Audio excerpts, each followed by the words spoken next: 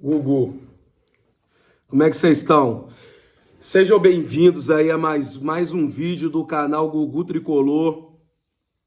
Se não é inscrito no canal, já sabe, dá o tchotchomerezinho aí, se inscrever no canal, deixa o like, compartilha pra geral e coloca nos comentários também o que vocês estão achando dos vídeos, que eu gosto muito de ficar lendo os comentários ali, não dá tempo de responder todas as vezes, porque lá no Instagram, nossa senhora, filho, o bicho pega lá no Instagram e eu tento responder ao máximo, mas coloca nos comentários aí que eu sempre leio. E vamos para mais um vídeo, cara. É o seguinte, eu dormi preocupado e acordei preocupado pra cacete. Tô lendo notícia aqui, lendo notícia colar a respeito do nosso amado Fluminense Futebol Clube. Após esse empate de 1-1 com o Atlético Mineiro ontem aqui no Raulinho de Oliveira. Eu vou aguardar o encerramento da rodada, né? Hoje ainda tem rodada para ver como que vai acabar a 11ª rodada, para ver em que lugar que a gente está, que lugar que a gente fica, né? O que aconteceu e vamos embora. O tema desse vídeo aqui não é isso, não. O tema desse vídeo aqui é Fernando Diniz, o principal. Fernando Diniz. E eu queria trocar essa ideia com vocês. Queria conversar com vocês, saber a opinião de vocês, porque assim, principalmente ontem na live, hoje no Instagram, tem gente pra cacete mandando mensagem. Gugu, você é a favor, você é contra da permanência? Manda o Diniz embora, ou fica Diniz e tudo. O que você acha e tal? Uma galera me perguntando. E aí saiu uma matéria no GE, né? Dentro do tema Diniz, falando a respeito da expulsão dele, que o Diniz agora, com a expulsão de ontem, o Diniz é o técnico com mais cartões vermelhos no Campeonato Brasileiro. Foi a 4ª expulsão do Diniz, ele agora ultrapassou o Abel Ferreira nesse quesito de expulsão. E aí, como eu estava no estádio, eu não vi o que rolou nessa discussão, o que teve e tal, a gente estava de longe, eu estava olhando. A galera mandou até eu não vou lembrar o nome do rapaz agora, que faz uma dublagem, inclusive um excelente dublador, o cara faz a dublagem do Diniz conversando com o árbitro e com o quarto árbitro.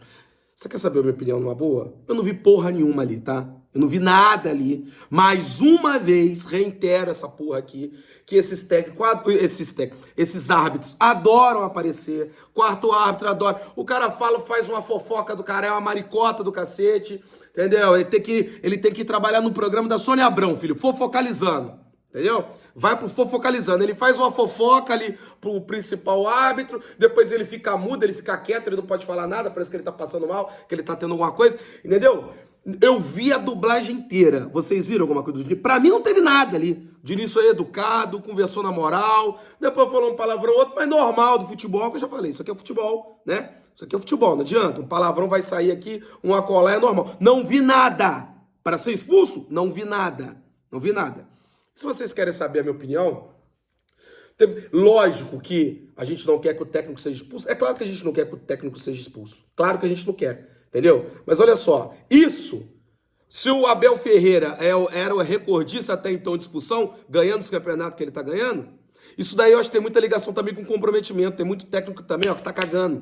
O que tá acontecendo em campo, se tá perdendo, se tá empatando, o cara tá inoperante no banco. E tanto o Abel Ferreira, quanto o Abel Ferreira, cara, na minha opinião, ainda passa muito mais do ponto do que o Fernando Diniz. Mas muito mais do ponto do que o Fernando Diniz. Passa mesmo. Mas é ali, ó, comprometido, tá junto com o time dele e tal. E outra, vai sofrer perseguição o Abel Ferreira e o Diniz já tá sofrendo perseguição de arbitragem. Porque ele grita, porque ele gesticula e o cacete, não sei o quê, e muito árbitro quer aparecer em cima de técnico de futebol, não só em técnico como jogador. Isso daí já é velho no futebol, tá?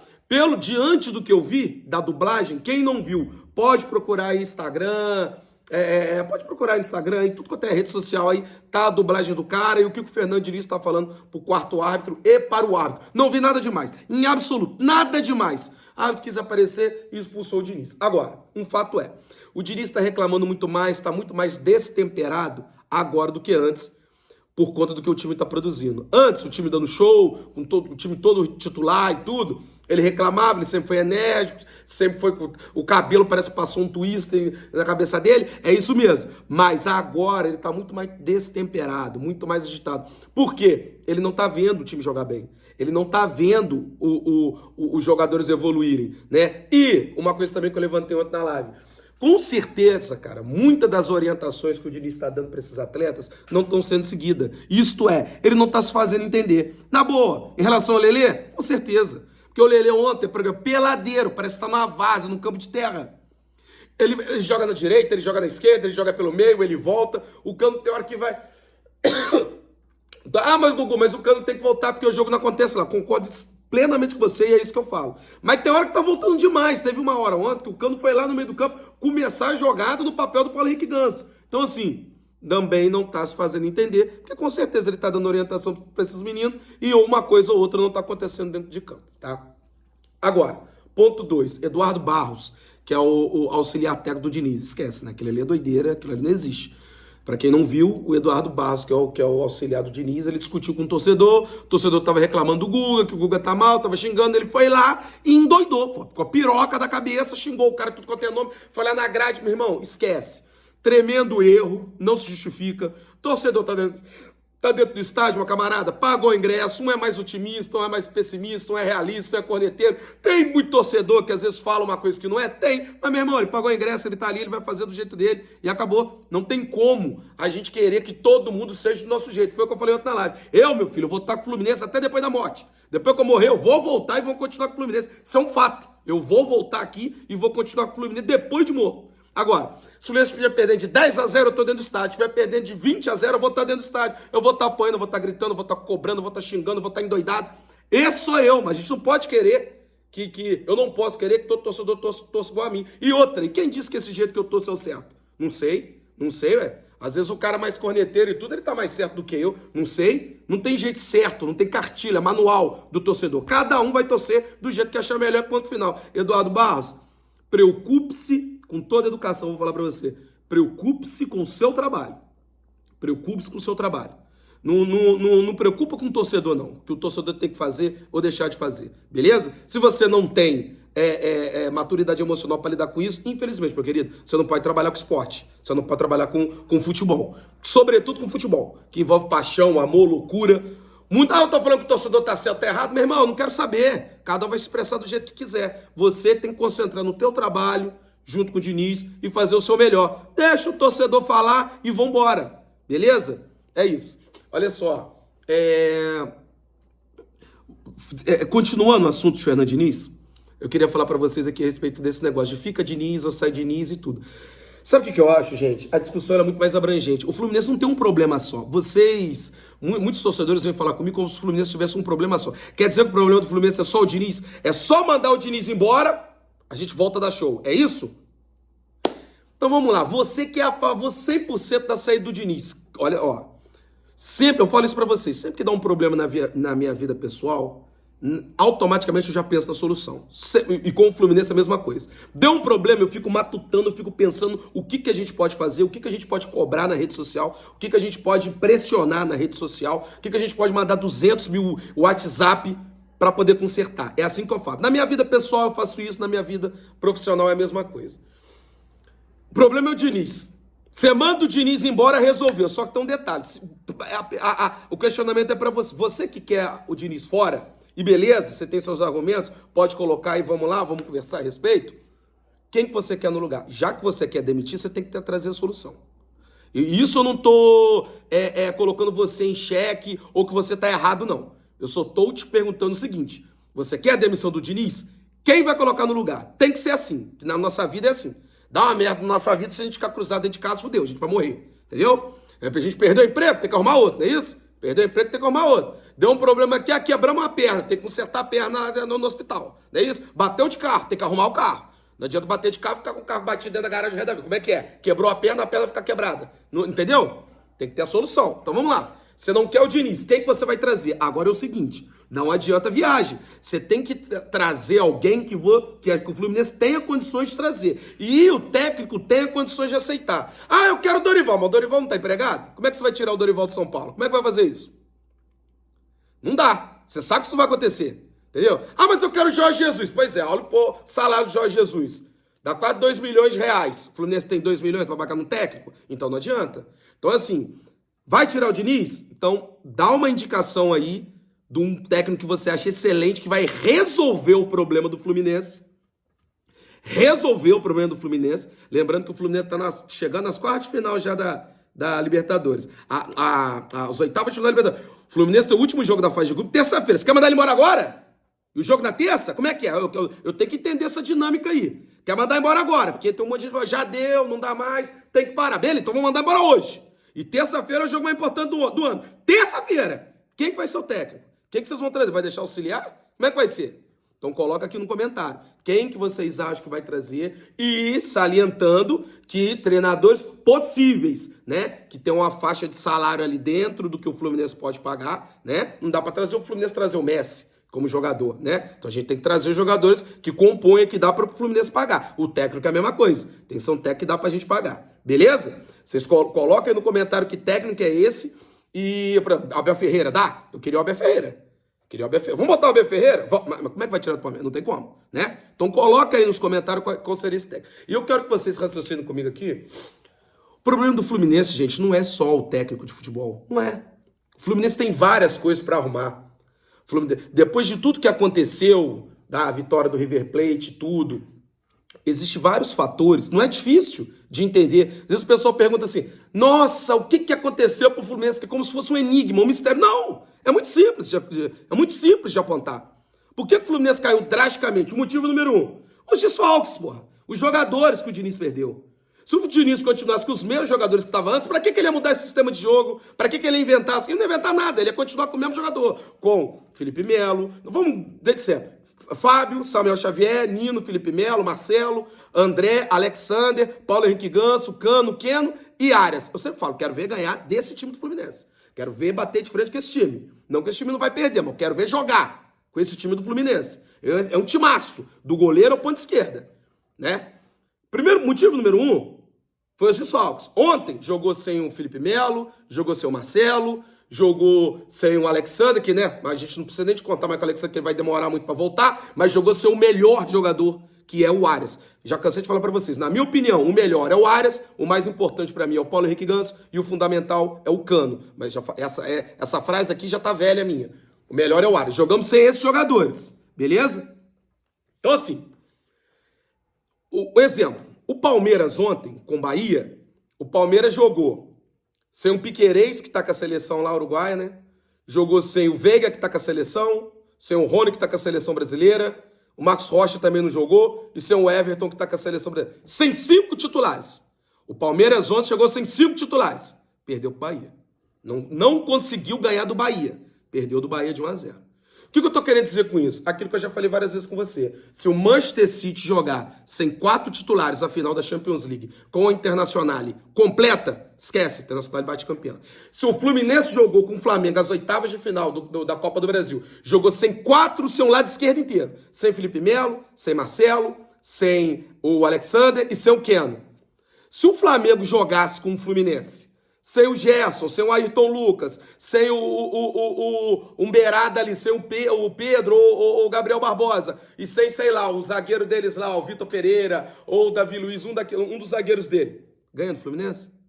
Na final do Carioca eles estavam completos, tomaram 4. Se jogar a oitava de final sem 4 titular, o Flamengo, esse Flamengo de agora, sem 4 titular, vai tomar de 8. E o Fluminense todo titular? O Fluminense todo titular, o Flamengo todo titular, metemos 4 neles na final do Carioca. Se joga o Fluminense titular e o Flamengo sem 4 titular, toma de 8 do Fluminense. Toma de 8. Verdade é essa.